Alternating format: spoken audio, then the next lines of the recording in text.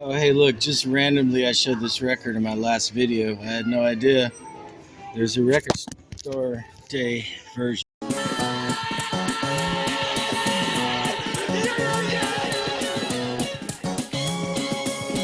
This is indeed a disturbing universe. Hello, greetings, and welcome. Welcome to the Stereo 999 YouTube channel. I am your host, the artist formerly known as Stereo Steve, and I'm here with my pal, Mr. Gopher. Say hi, Mr. Gopher. Hi, Mr. Gopher. Yeah, so in this video, I will be talking about some recent vinyl acquisitions. Yeah, Steve. I heard you got a bunch of shit at the record store day last weekend. Well, yeah, I didn't really plan to get all that much. There wasn't that much that I was really excited about, but I did what I usually do is I go the next day and look through the bins, in a more relaxed manner than the consumer frenzy of the actual day. And, there's always interesting stuff that falls through the cracks, and sometimes you get kind of lucky. And I actually got like 10 records, which I never do. I sometimes, 2 or 3 maybe, I never really got hooked into the whole hype. We're gonna, I'll just give you the rundown of what I picked up. And then in the second half, I'll give you my more deep thoughts after having listened to them for a few days. Yeah, I didn't even open these yet. I'm just pulling them out of my bag to show you, and then the second half of this video will be after I listen to them, my thoughts. So let me just go through it here. Okay. I feel guilty about prices. I'm just gonna hold up. So this one I actually got because I was watching Emma 8 Vinyl Low in her video, and she said that she got in line at 4 in the morning to get this record because they only had one copy of it. Tinted Windows, it's kind of a power pop super group. It's got the drummer for Cheap Trick, and I think somebody else was in Smashing Pumpkins. The soundtrack to Arca. I remember this from 8th grade, being a weirdo 70s kid. This is a movie about a whale. You kind of cash in on all the movies about sharks that came in the wake of Jaws. This is Sons of Arca. They're kind of connected to that late 80s On You sound, dub reggae, eclecticism, along with the African Head Charge. And I had a 12-inch single of them I used to play all the time when I used to DJ. Maybe recorded in the 60s, but released in 1972 originally. There's a Fungus Among Us by Earl Hooker. Band X, and this was a private pressed jazz fusion record. This is Soundtracks and Head, as in Epic Soundtracks and Joey Head, from the band Swell Maps, the post-punk band that also had Nikki Sudden in it, on the Rough Trade label. Neu, as in the German spin-off of Kraftwerk, krautrock band Neu, and it's the Spotlight Kid by Captain Beefheart. It's got one of my favorite songs by him, which is I'm Gonna Booglerize You Baby. And I got a bunch of Captain Beefheart, but I just never got around to picking this one up. This is the great jazz organ player, brother Jack McDuff, and this is Ain't No Sunshine, live in Seattle. Every time I've seen the Meat Puppets live, whether it was recently or back in the 80s, I was impressed. So I have good expectations for this record. and it's numbered. This is 1657 out of 2000. All right. I'll be back after I listen to these.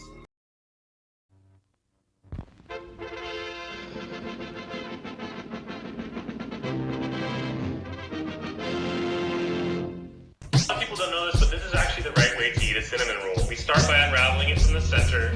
That is not the correct way to eat a cinnamon roll. That is not the way you're supposed to do it. That is some false-ass information about the cinnamon roll, and I don't appreciate it. You're gonna have all these goofy-ass children walking around eating the cinnamon rolls the wrong way. That is not correct information. You're supposed to eat the cinnamon roll like that.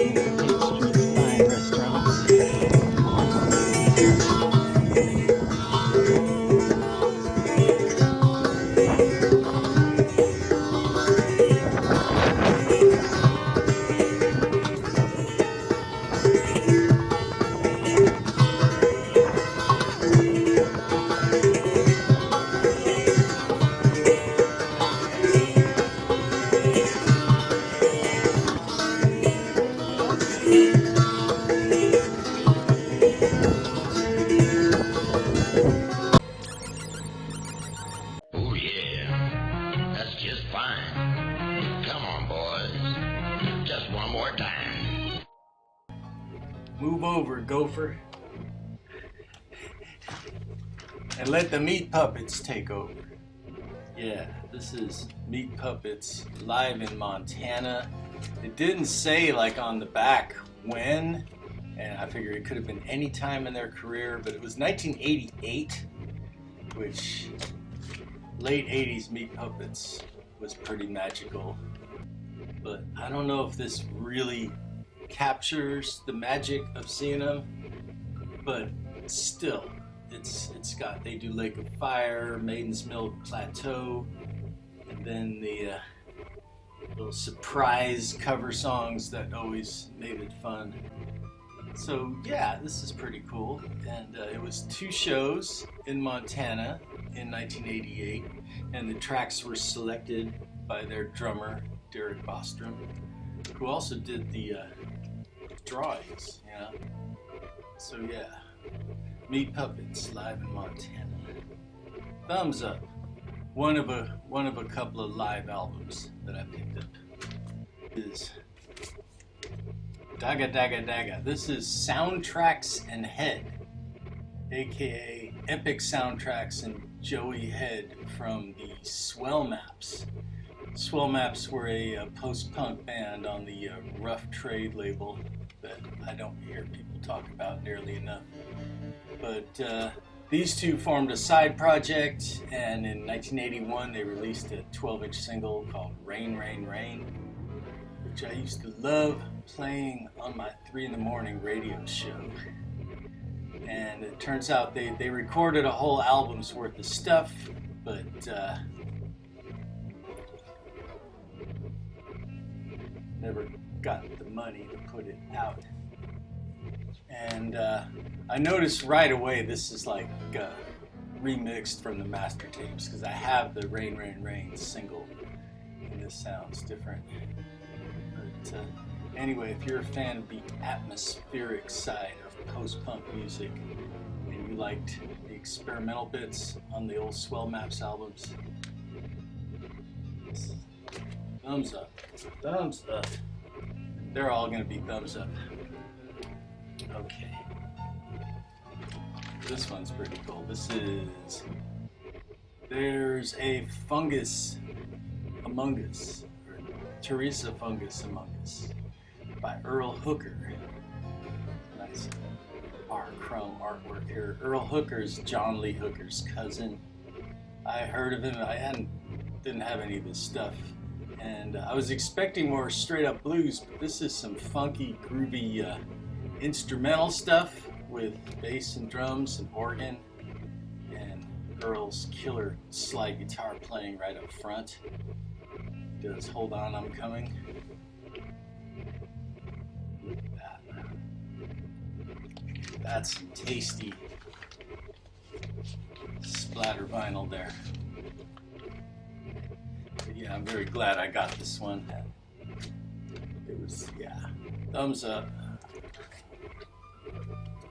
Alright, next is the Captain Beefheart, Spotlight Kid. A lot of fans kind of think this is a lesser work, and I didn't pay that much attention until I saw on YouTube the video of Captain Beefheart and the Magic Band doing "I'm Gonna Booglerize You," the first song off of this. And I'm like, where has this song been all my life? So since I never got around to getting this one, I figured now's the time. And you know, I was doing a little research. So this was the follow-up to "Lick My Decals Off, Baby." And seems like, according to the Wikipedia, the band members were kind of unhappy with these sessions. The Captain was being a jerk and they thought the songs were too slow. But the bonus disc has these instrumental outtakes with the guitars jamming out, and it's just bliss to me. I mean, it sounded like they're kind of trying to get back to the bluesy sound of the pre-Trout Mask Replica albums. That being said, this is a good but not a perfect album. The next album he makes, Clear Spot, in 1972, is the real masterpiece. But if you have friends that are terrified by Captain Beefheart, this will ease their fears. Right. Okay, this next one I got because of somebody else in the VC that I watch all the time. I probably would not have gotten this if it wasn't for 8 Vinyl Low. She was talking about her record store days scores, and she was telling a story about how her local store only had 1 copy of this, and she was like bright and early first thing in the morning to get it. And I went down to my store and they had about 6 of them. So I'm like, yeah, I'm gonna grab this. It's Tinted Windows, and it's a power pop supergroup with the drummer from Cheap Trick and members of Smashing Pumpkins, Fountains of Wayne, and Hanson. This was recorded in 2009. And I can hear the Cheap Trick influence all through it. I mean, there's definitely some Robin Zander inflections in the vocals, and yeah, but like through a 2000s filter. It's like classic power pop through kind of a 2000s alternative rock filter, and it's just a good like morning wake up music, kind of get you going, catchy riffs, etc., etc. It's neat. Alright, thumbs up, yeah. This is Wadada Magic by Sons of Arca. And I knew them as part of the, Adrian Sherwood, On You Sound, reggae dub kind of stuff, which I discovered in the 80s and was kind of obsessed with for a while. But Sons of Arca were different. They're coming more from world music, and there's a wide range of influences.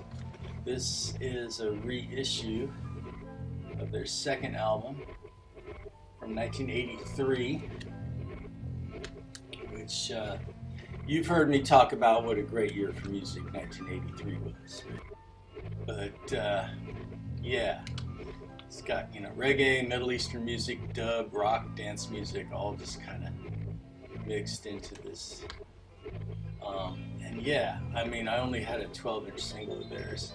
But it turns out that they have a huge catalog and they're still doing stuff. So yeah, thumbs up. I'm gonna just say thumbs up to all of these. Okay, This is Noi Tribute. Now, Noi, of course, is the classic krautrock band. Just to give you a little bit of background, Kraftwerk on their first couple albums, they were a 4-piece band, and then they became a duo later on. Noi was the other guys from Kraftwerk. And there was a 50th anniversary box set, like CD box set of Noi that came out, like probably 2022 or something. And there was a bonus disc of remixes and covers called Tribute with Mogwai, The National, Think, Jan Tiersen, etc., etc. So what this record is, this is that tribute remix disc in vinyl form. 3 records I picked up that were on clear vinyl, but I just have to point out that this is the clearest. This is the clearest of the clear vinyls.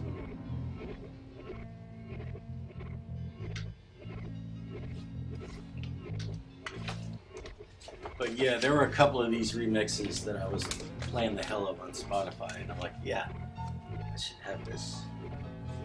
Thumbs up. Yeah. All right. Band X. The best of Band X. Not Brand X, but Band X. And the joke is this is the only record they ever made, and they called it the best of. And this was a private press record from 1976 that's reissued. Band X featured vibraphonist Craig Payton, who's done everything from session work and new age music to flying planes and making films. But this was, I think, the first thing they ever did. I mean, check these guys out, you know. But yeah, it's kind of jazz fusion-y, very subtle Frank Zappa influence that leans the songs a little more towards prog rock in some parts. There are also some smooth yacht rock tracks with vocals. But yeah, Band X, thumbs up. This is a blind buy that paid off. So yeah, I also saw a few Ennio Morricone movie soundtracks, and I picked up Arca. I picked up Arca because this was a movie I actually heard of. I actually heard of this movie, so I'm like, okay, I can get this and watch it and experience it. And check this out, it's on like blood in the water colored vinyl. It said on the sticker. So yeah, I remember this movie was pretty popular when I was in the 8th grade, and I don't remember if I even watched it or not. I mean, it was on cable a few times and stuff, but I figured it was just a Jaws knockoff, but with a whale. But I watched it after I listened to the record, and there's more to it than that. And the score works beautifully, of course, because it's Morricone. And the movie has that classic old school vibe with epic cinematography. That's not the way you say cinematography. Cinematography. And had Richard Harris, Charlotte Rampling. But I watched the movie after I listened to the record, and nice classic old school vibe, epic cinematography. Cinematography. And Richard Harris is the sea captain that pissed off the whale, and it turns into an epic battle of wits, and has Charlotte Rampling in it. Bo Derek gets her leg bit off. Oh, spoiler! Anyway, according to the notes, the soundtrack was never released in the US, which is a shame because the movie got a lot of hype and it's beautiful music, really. Yeah. Okay. Brother Jack McDuff, Ain't No Sunshine, live in Seattle. And this is another live album. And it sounds like a soundboard tape, you know, the levels are not as slick as something that was intended to be a live album. But the band is on fire, especially the horns and the guitar. And yeah, no, it's fire. I mean, it's from 1972, and I'm mostly familiar with Brother Jack's 60s stuff. So yeah, there are a couple of tracks that get kind of funky with the wah-wah pedal, but there's like straight up jazz. There's like an epic version of Three Blind Mice, and there's a booklet that has another picture that also would have made a good album cover. So anyway, I think I used up enough time. Can do some editing. Some decent enough, I guess. Maybe I'll just use that "okay then" to end it. Okay then, that's my video. Thanks for watching.